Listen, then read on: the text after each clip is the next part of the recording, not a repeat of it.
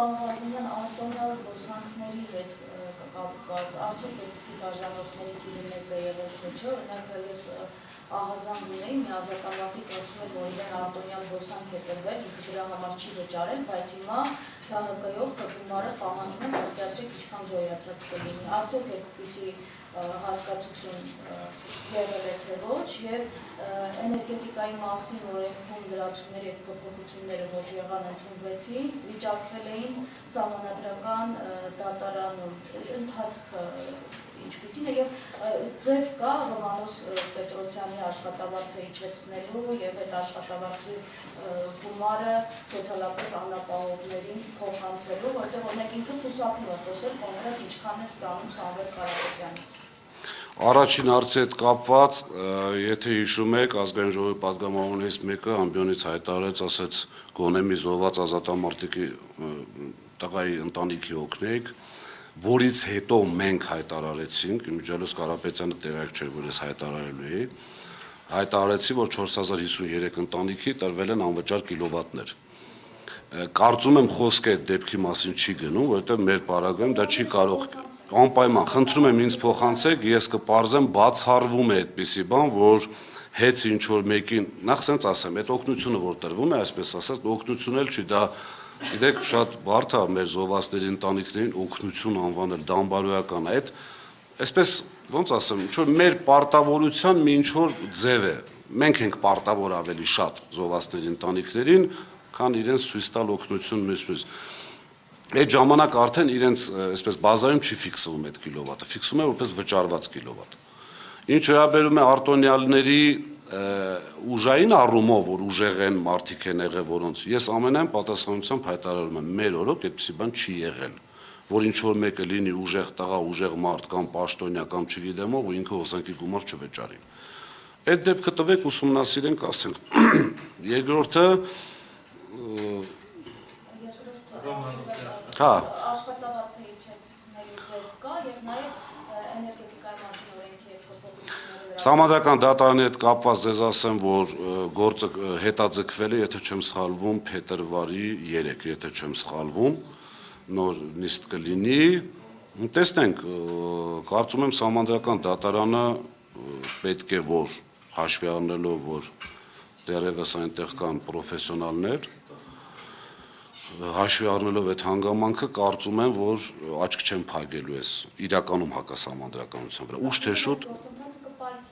բնականաբար, հիմա այստեղ քաղաքական կամքի խնդիր է, քաղաքական իշխանությունը ինչքանով կփորձի իրենց գործելակերպը այսպես զանգովի արդարադատություն անելու էլ։ Նու ես հույս ունեմ ամեն դեպքում, հույսը վերջինն եմ անում, մենք բոլորս իրական քրիստոնյաներ ենք, արդեն ստիպված ենք իրական քրիստոնյաներ բարակապակցություն օգտագործելու։ Ինչ վերաբերում է կառավարչի աշխատավարձին,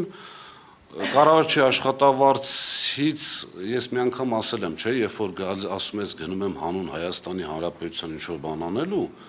շատ դժվար է մարդկանց բացատրել, որ 8 անգամ կամ 7 անգամ ավել աշխատավարձ ստանալով գնում ես հանուն Հայաստանի Հանրապետության ինչ-որ բան անելու։ Հիմա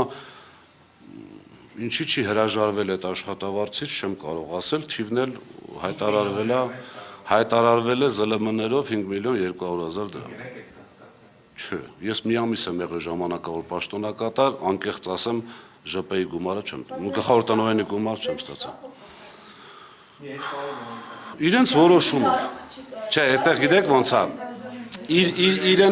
Իրենը փոխելու դեպքում այսպես ներքևել կա, չէ, ինքը չի կարող տեղակալից քիչ ստանալ։ Սա հենց ամբողջությամբ պետք է փոխվի, այնտեղ խոսք է գնում որոշակի պարգևավճար չստանալու մասին, որն էլ նորից այսպես գիտեք PR ակցիայի պես ինչ որ բան է։ Այն որ հայտարարում են այդ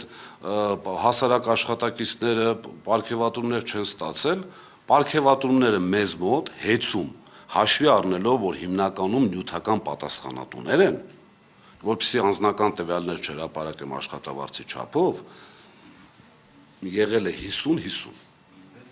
այսինքն 50% աշխատավարձ, պլանները, այսպես ասած, ճիշտ կատարելու դեպքում 50% մոտարապես պարգևատրում։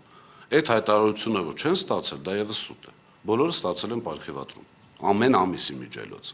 Հիմա տարվա վերջում հաշվի առնելով, որ Չկա աշխարհում մի այդպիսի մեծ կորպորացիա կամ կազմակերպություն, որ տարվա վերջում ղեկավարները որոշակի աշխատանք կատարելու արդյունքում չստանան որևէ բոնուս։ Այդպիսի բան գոյություն չունի։ Մեծ կորպորացիաներ, ընկերություններ կարող եք ճշտել բոլորից։ Ամբողջ աշխատակազմը չի ստանում։ Ստանում են որոշակի մարդիկ, վերջինաշով այդ ռիսկն էլ է, չէ՞ իրանց է կառավարման։ Այսինքն ընդհանուր, չգիտեմ, ամենավատ անուն ունենալու կամ այսպես թիրախավորվելու հետ կապված։ Հիմա լավ է կառավարը ստացել է։ Ես օրինակ ամբողջ 10 տարվա ընթացքում ստացել եմ 2 անգամ ընդամենը։ Ոչ թե վատ եմ կառավարել, իմ աշխատավարձը բարձր է եղել, իմ ղեկավարի հետ պայմանավորվել ենք, որ այսպես է։ 2 անգամ, իսկ այդ տասնյակ միլիոնավոր դրամներ ես մի անգամ ասեցի, չեն ուզում հայտարարեն, այտենց սկզբունքայինորեն, մի ֆինանսական տնօրեն ունեինք, որը 10 տարի աշխատելուց հետո աշխատանքից դուրս էր գալիս, իրան տրվել է ընդհանուր այսպես ատպուսկնոյ, որոշակի գումար։ Հիմա թող հայտարարեն գլխավոր տնօրեն եւ ներքև։ Տնօրենների խորհրդին չի վերաբերվում, պարզ ասում եմ, որովհետեւ տնօրենների խորհրդի գումարը իր գումարն է։ Թող հայտարարեն ինչ որ մեկը ներքև տասնյակ միլիոններ ստացել է, իհարկե կարող են ասենք օրինակ 8-9-10 տարի ամեն ամսվա որոշակի ստացածը գումարեն իրար, դառնա տասնյակ միլիոններ հետո։ Եվ նորից ստում են եւ խափում են։ Ինչի չեն խոսում, որ Սամվել Կարապետյանը, բացի հանձնաժողովի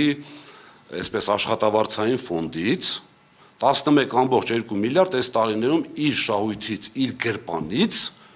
ավելացրել է աշխատավարձային ֆոնդը, որը հանձնաժողովի հաստատումով չի եղել։ X հանձնաժողովն է հաստատում, որը մտնում է սակագնի մեջ, հաշվի առնելով, որ աշխատողների քանակը ավելի շատ են, կրճատելու փոխարեն Սամվել Կարապետյանը իր գրպանից 11.2 միլիարդ այսպես սուբսիդավորում է։ Դրա մասին ինչի չեն խոսում։ Սա է խնդիրը։ Մենք ճշտով հարցեր, այսինքն Ռոմանոս Պետրոսյանից առաջ ոչ մեկը 5 միլիոն 200,000 չի ստացել։ Չէ, գլխավոր տնօրեն ենք ունեցել, որը ստացել է։ Այսինքն ինքը այսօր աշխատում է գլխավոր տնօրենի աշխատավարձով։ Բայց այստեղ խնդիրը ավելի շատ բարոյական է։ Թող չասեն ուրեմն եկել ենք հանուն Հայաստանի Հանրապետության աշխատել, էլ։ Եկել են Սամվել Կարապետյանի գումարով, Սամվել Կարապետյանի հեծը տնօրինեն, փչացնեն, այսպես ժողովրդին նեղություն տան։ Այսպես խոսք կա, չկա չարիք առանց բարիք։ Այսինքն հիմա այսպես պետք է լիներ, որ մարդիկ հասկանան, որ ավելի լավ